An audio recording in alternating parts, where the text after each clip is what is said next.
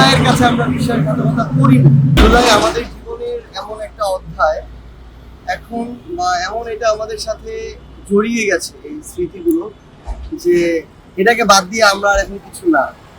এটার মধ্য দিয়ে আমাদের গড়ে ওঠা, এটার মধ্য দিয়ে এখন আমাদের বছর চলা।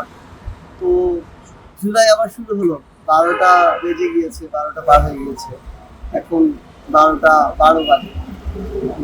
সত্যি বলতে জাস্ট একটা জিনিসই ভাই চাওয়া, যে মানে মানুষ মানে দল বেঁধে জীবনের চিন্তা করেনি, কে আহত হবে, কে শহীদ হবে, কিচ্ছু চিন্তা করেনি, দল বেঁধে রাস্তায় নেমেছে অনেক আশা আকাঙ্ক্ষা নিয়ে।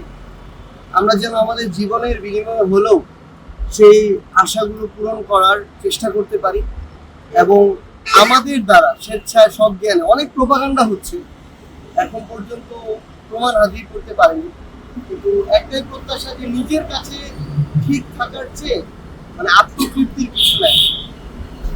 জীবনের শেষ দিনে মৃত্যুর আগে যত জুলাই আসবে, অন্তত নিজের কাছে, নিজের বিবেকবোধের কাছে যেন এইটুকু বলতে পারি যে জুলাইয়ের কাছে আমরা বিশ্বাসঘাতকতা করিনি।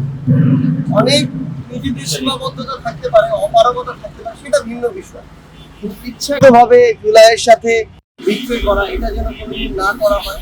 আমরা আমাদের সর্বোচ্চ চেষ্টা করছি, সে লক্ষ্য নিয়ে আমরা আবার আমাদের জুলাইয়ের পদযাত্রা শুরু করছি।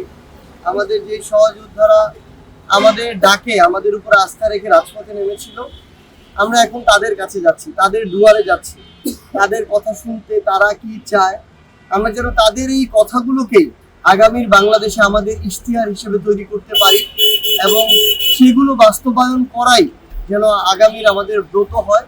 আমরা তাদের ওই কথাগুলো বলতে চাই এবং আগামীর সংসদে গিয়ে তাদের কণ্ঠস্বর হতে চাই। আপনারা আমাদের জন্য দোয়া করবেন। আমরা বাংলাদেশের 64টি জেলায় আপনাদের দুয়ারে আসছি। আমরা বিশ্বাস করি যেদিন আমরা আপনাদের জেলায় যাব, অবশ্যই আপনাদের সাথে আমাদের দেখা হবে, অন্তত আমরা আপনাদের সাথে হাত মেলাতে চাই, অবশ্যই দেখা হবে।